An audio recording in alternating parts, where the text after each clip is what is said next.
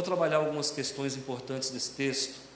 Aqui Lucas capítulo 2, ela leu do versículo 39 até o versículo 52. Essa história, ela é uma história, é o que nós chamaríamos de testemunho, porque é quando a mãe perde o filho. E quem é mãe e já perdeu o filho sabe o vazio que dá dentro de si. Eu já perdi filho na feira. Irmãos, perder filho em feira não é fácil não. Você tem a impressão que você nunca mais vai ver seu filho. Eu perdi minha filha na feira, eu e minha esposa, quando ela era bem pequenininha. Irmãos, faltou o chão, faltou o oxigênio, faltou tudo para mim, eu quase fiquei louco, me deu um pânico. Eu olhava para todo mundo e eu não conseguia encontrar minha filha. E dá um desespero, uma sensação de loucura na hora, porque na sua cabeça vem: alguém vai pegar minha filha e vai vender, alguém vai pegar minha filha e vai levar para o Paraguai, alguém vai pegar minha filha e vai fazer qualquer coisa. E aí, irmão, você fica louco, desorientado. Mas olha o que acontece aqui. Anualmente, os pais de Jesus, como era de costume, iam para Jerusalém. Para quê, irmãos? Para o sacrifício no templo. Os pais de Jesus, Maria e José, eles iam lá para Jerusalém, e Jesus estava com 12 anos, e mais uma vez lá vão eles. Saíam de Nazaré, que era um vilarejo, uma cidadezinha bem pequenininha, o que nós chamamos hoje de Currutela, e eles saem de Nazaré e vão até Jerusalém para fazer a viagem anual que era de praxe dentro da dispensação do judaísmo. Acontece que lá chegando, naquele tumulto, dizem os historiadores que mais de 1 milhão de pessoas iam a Jerusalém. 1 milhão de pessoas hoje, irmãos, parece que não é muita coisa. Qualquer parada gay dá 1 milhão de pessoas. Qualquer parada de qualquer... Como é que eles falam quando os evangélicos se reúnem?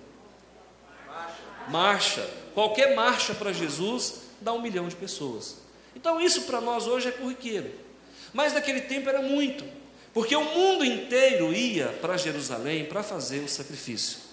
Lá vai Maria e José, e nesse intervalo de tempo, eles perdem o filho. E não foi uma perdida de meia hora como a minha, foi uma perdida, irmãos, de 5 dias. Você sabe o que é você ficar sem seu filho 5 dias? E sabe o que é ficar sem seu filho 5 dias, quando o seu filho é o próprio Salvador? E o que nós temos visto hoje é justamente isso: crentes perdendo Jesus, indo para a igreja. O que nós temos visto hoje é justamente isso: cristãos que carregam a Bíblia, quando carrega, porque também já não é tão comum, carregam a Bíblia, mas o Senhor dela não está sobre ele. Mas o que me chama a atenção? Me chama a atenção a paz de Jesus diante de um quadro caótico. Enquanto a mãe se descabelava, Jesus estava tranquilo, porque eles caminharam de Jerusalém de volta para Nazaré um dia. Quando eles perceberam que o filho não estava, eles procuraram o filho não estava, então se levou um dia caminhando para lá, leva um dia caminhando para cá. Quantos dias deram? Mas eles levaram 3 dias para achar Jesus. Eu não sei se alguém aqui perdeu Jesus. Se perdeu, tem quantos dias? 1, 2, 3, 4, 5? 1 ano? Quanto tempo tem? Porque o fato de estarmos vindo à igreja não significa que nós somos cristãos. O fato da gente ter toda essa coreografia de crente, paz do Senhor, graça e paz, está amarrado, isso, irmãos, não comove Deus. Deus não se comove com essas, sabe, com esses adereços, com essas alegorias. Não, o nosso Deus, Ele quer ver alma, o nosso Deus, Ele quer ver coração. A mãe de Jesus, que é a Maria, que é a irmã Maria, só isso, nada mais que isso. A mãe de Jesus, ela está aqui agora totalmente aflita, e ela usa essa palavra no texto: meu filho, você some, nós estamos aflitos. Louvado seja Deus por aqueles que ao perder Jesus ficam aflitos, porque se ficar aflito vai procurar e vai achar. Agora o duro é quando a pessoa perde Jesus e não se aflige com isso, continua como se nada tivesse acontecido. Então cabe a nós fazermos uma reflexão profunda e olharmos se Ele ainda está conosco. Se tudo isso que aconteceu aqui hoje à noite faz sentido para você, Ele ainda está com você. Se tudo isso que aconteceu aqui te levou a lágrimas também, ou se não, mas pelo menos você se consternou, Ele ainda continua com você. Se tudo isso que aconteceu faz sentido, e a semana que vem você quer que aconteça de novo, então Ele ainda está com você. Agora eu quero saber, lá no seu dia a dia, lá na sua vida, na lida do dia a dia, como você tem se comportado? Você tem sido uma pessoa que se estressa com facilidade, que se aflige, que se angustia, que se deprime com facilidade? Pois se você tem vivido dessa forma, eu digo para você, falta paz. E o título da mensagem é a paz que eu preciso. Jesus vivia na paz que você precisa. A mãe totalmente em pânico e Jesus conversando com os doutores da lei. Tem vezes que eu tenho vergonha das coisas que eu já fiz e das coisas que eu já pensei. Nós vivemos na ansiedade. O mar que nos envolve quando nós não estamos alinhados com Deus é uma vida de ansiedade. Nós não temos paciência para esperar, nós queremos para ontem. E por causa disso o mercado atende o povo. Agora, nós cristãos, irmãos, não vivemos de fast food. A nossa fé não pode ser uma fé de afogadilho. A nossa fé precisa ser uma fé que saiba esperar no Senhor. Pastor, tudo que eu quero é arrumar o meu Isaac, eu quero me casar. Então calma. Isaac casou com 60 anos de idade. Se o teu Isaac ainda não tem 60, fica tranquilo, que chegará aos 60. Porque o grande problema, irmãos, é que nós queremos o Isaac, mas tem que ser do nosso jeito, mas não é assim que funciona. Rebeca teve que andar quilômetros e quilômetros por esse Isaac. Me chama a atenção nesse texto, a paz reinante na pessoa dele. E é isso que eu quero para a minha vida. Eu preciso dessa paz. Vocês estão diante de um homem que na sua juventude tomou Lexotan, tomou Somário antes de Estônico, um homem que tomou Vertix, um homem que tomou Valium 10. Valium 10 é sossega-leão, irmãos. Cansei de ficar babando 2, 3 dias por conta de crises nervosas, não dormia, deitava e não dormia, por conta de uma tal de ansiedade. Ansiedade é pecado. Ansiedade te leva a ter dores de estômago, ansiedade te leva a entrar em pânico, ansiedade te leva a ter gastrite, problemas intestinais, ansiedade te leva a fazer coisas erradas, ansiedade te leva a comer, a passar o carro na frente dos bois. Então, quando você aprende a descansar no Senhor, você não fica em pânico, você não se descabela, você não dá mau testemunho. Então, Jesus, você vai ver aqui no versículo 39, que ele diz assim, olha, a palavra de Deus diz aqui, Lucas, ele fala o seguinte: cumpridas todas as ordenanças segundo a lei do Senhor. Então preste atenção, vamos entender, o papel do pastor é destrinchar, é trazer a luz do conhecimento, é mastigar e às vezes até quase digerir para que a sua ovelha receba um alimento mais fácil de ser absorvido. Então, a palavra de Deus diz o seguinte: cumprida todas as ordenanças. Então vamos lá, Jesus é uma criança.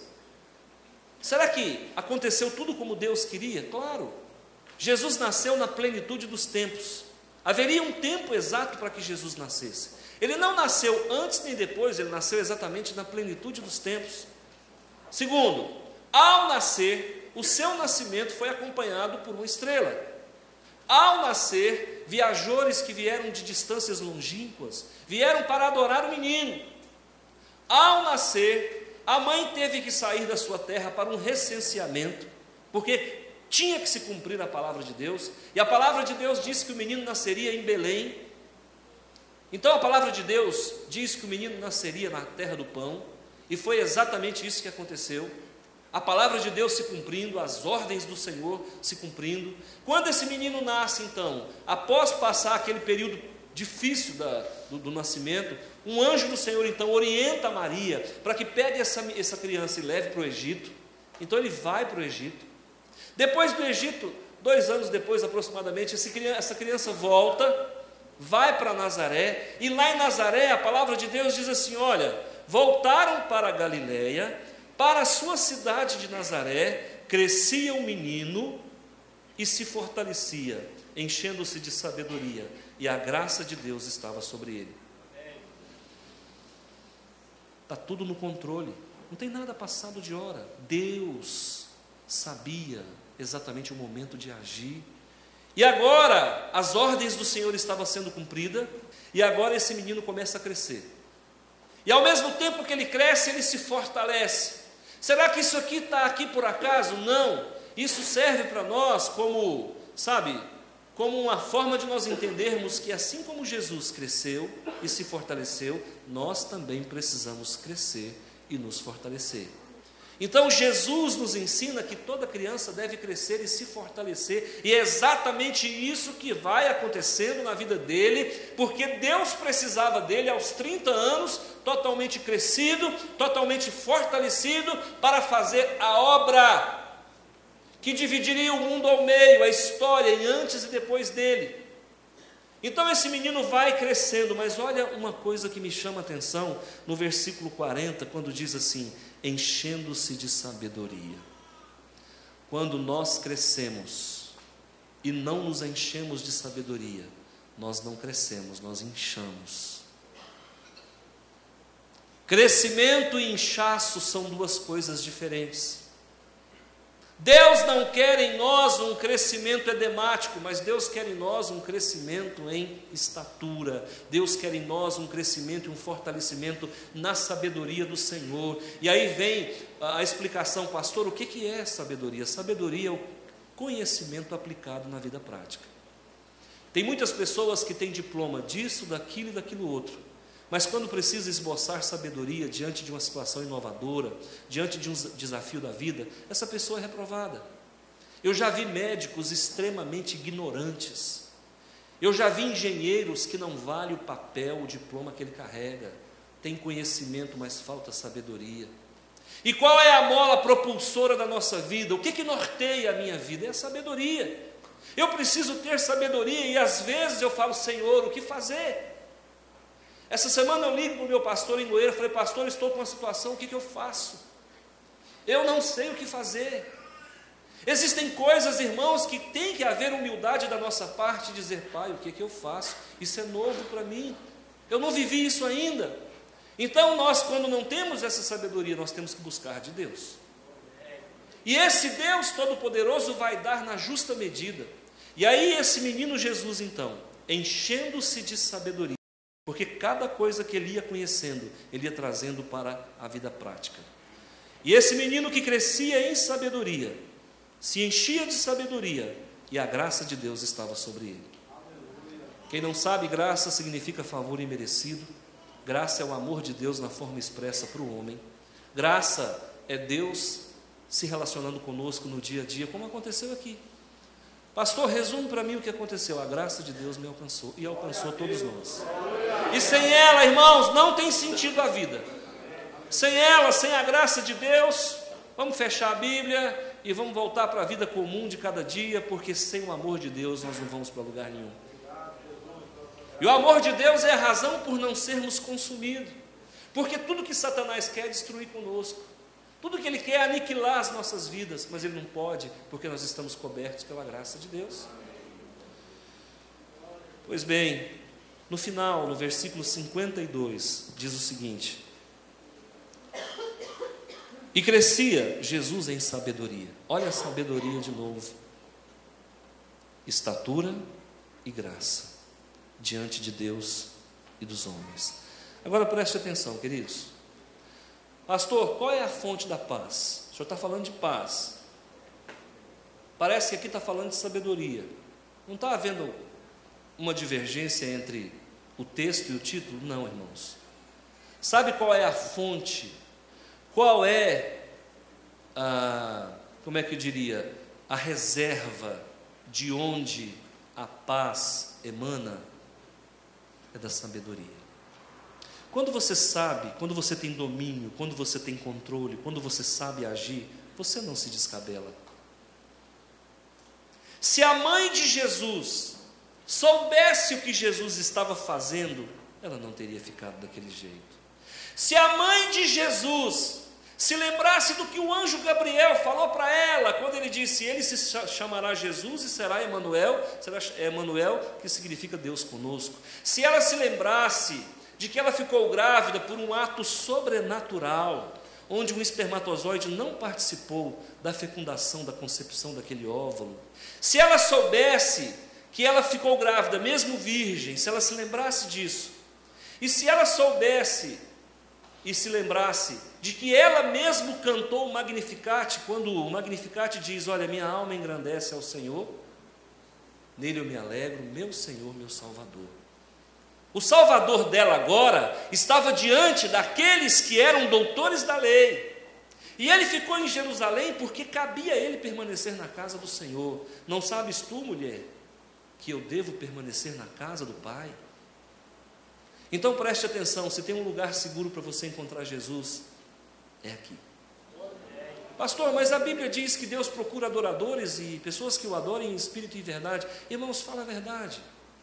Tem uma assessoria melhor do que a prestada pela casa do Senhor, pelo templo, pela palavra ministrada. Então nós estamos dando para você respaldo para que você exerça, se encha dessa sabedoria, para que a paz esteja presente na tua vida. As pessoas chegam e falam: pastor, eu fui demitido do meu emprego, e agora o que eu vou fazer? Eu digo para ele: tenha paz. Pastor, como é que eu tenho paz? Vai faltar feijão, vai faltar arroz e vão cortar minha energia. Onde está a tua sabedoria? A Bíblia diz que o justo não mendiga pão. A palavra de Deus diz que Deus dá muito mais do que pedimos ou pensamos. E a palavra de Deus diz que Deus não nos trata segundo a multidão dos nossos pecados. E a palavra de Deus diz que Ele é fiel e justo. Você tem esse conhecimento? Sim, então esboce a tua sabedoria, porque na sabedoria você vai ter paz. E aí a palavra de Deus nos ensina, nos diz aqui o seguinte, que Jesus crescia. Eu não sei se nós temos crescido. Será que eu tenho crescido? Ou será que eu estou estagnado? Ou será que eu tenho achado que do jeito que está bom demais, está passando de bom? Eu vou na igreja uma vez por semana, misericórdia. Que igreja uma vez por semana? Se tiver 10 cultos por semana, 10 vezes lá estarei eu. Aqui diz assim, olha, e crescia Jesus em sabedoria, estatura e graça. Agora preste atenção, irmãos. Diante de Deus preste atenção. Deus não quer que você cresça só diante dele. Você precisa crescer diante dos homens também.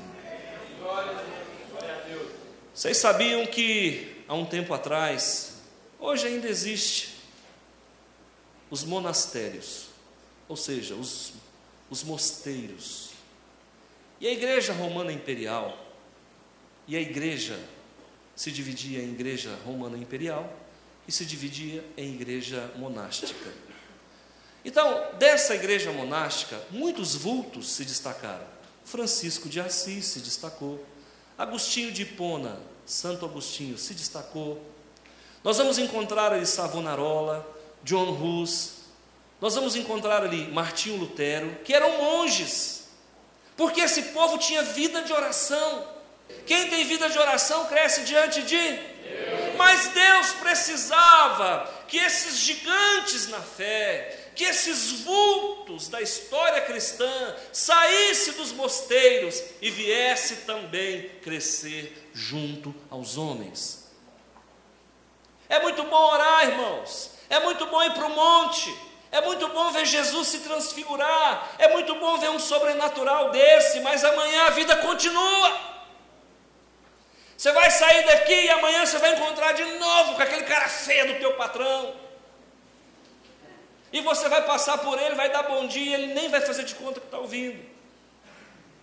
Então nós vamos ter, irmãos, na nossa lida, para o aparecimento, o surgimento dessa sabedoria, nós vamos ter que se relacionar com Deus e com os homens. Jesus nos ensina isso. Ao mesmo tempo que ele passava as noites orando, no dia seguinte, irmãos, ele ia para o frenesi das multidões. Jesus, ele era um dualista.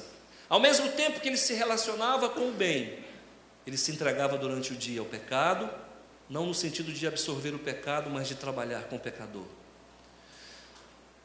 Eu não sei como é que está a tua vida. Talvez diante do Senhor você é um Billy Graham, mas diante dos homens você é um anão na fé. Eu não sei. E o Deus que eu sirvo, que também é o Deus que você serve, precisa que você aprenda a se relacionar. E você só vai saber se relacionar se a sabedoria imperar no teu coração. Saiba se relacionar. Não queira ser melhor do que ninguém.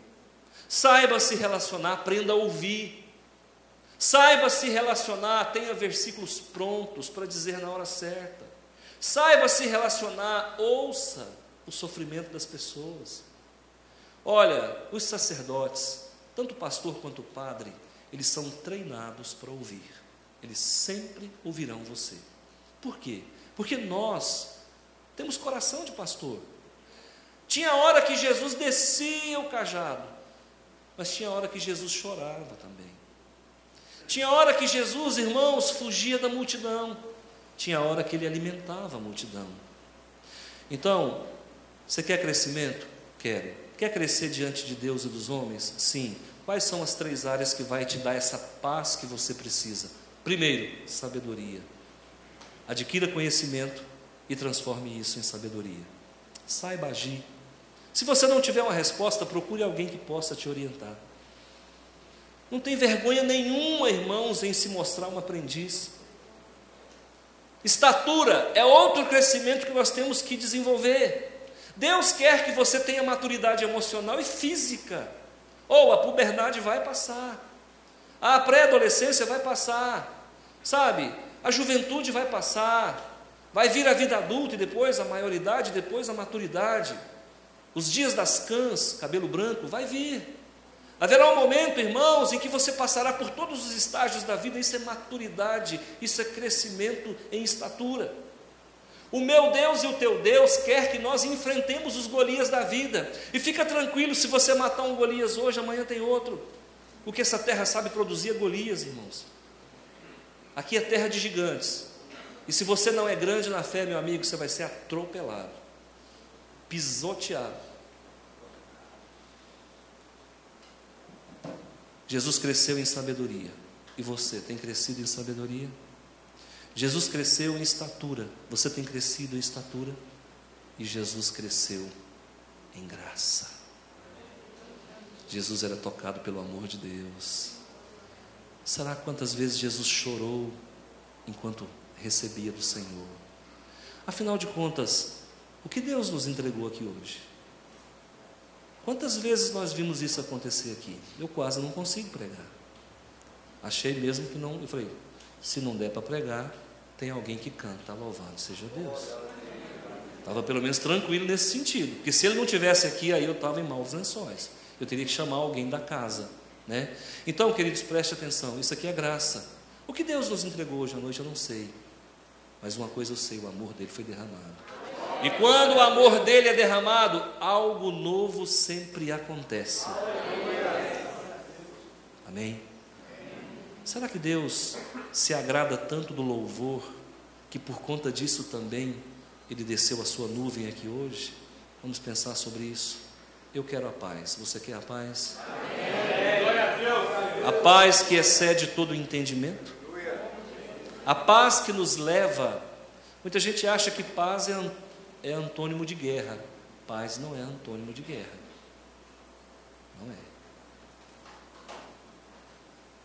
Paz é antônimo de ignorância.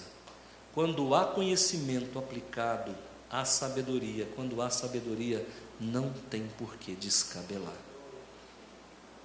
Amém? Como é que está a tua vida na escola? Com quem você tem andado?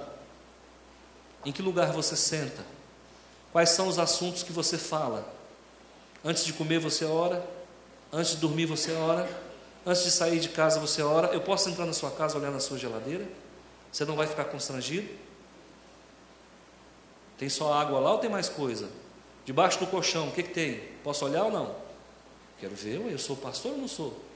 Eu estou aqui só de rainha da Inglaterra? Não, eu estou aqui de fato de direito, eu não estou aqui só para usar coroa não, amigo, eu estou aqui para trabalhar. E o trabalho do pastor é meter a mão na ferida. Não estou aqui para agradar, eu estou aqui para fazer a vontade de Deus. Aí Pedro fala para Jesus, Senhor, aí Jesus fala para os discípulos, quereis vós ir embora também? Palavra dura, né?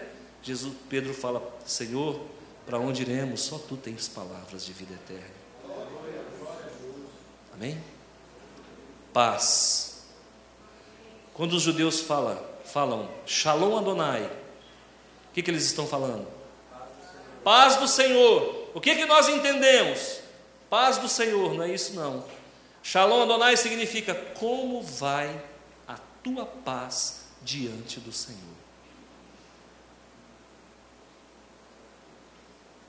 Jesus, lá em Isaías 9,6, o menino nos nasceu, um filho se nos deu, o governo está sobre os seus ombros, o seu nome será maravilhoso, conselheiro, Deus forte, Pai da eternidade, príncipe da paz. Aquele noivo que vem buscar a noiva, ele não vem ainda como general de guerra, porque o milênio ainda não será implantado nesse exato momento. Ele vem como ainda o noivo príncipe da paz. Como vai a tua paz? Tem gerado sabedoria? A sabedoria tem gerado paz? Você tem crescido?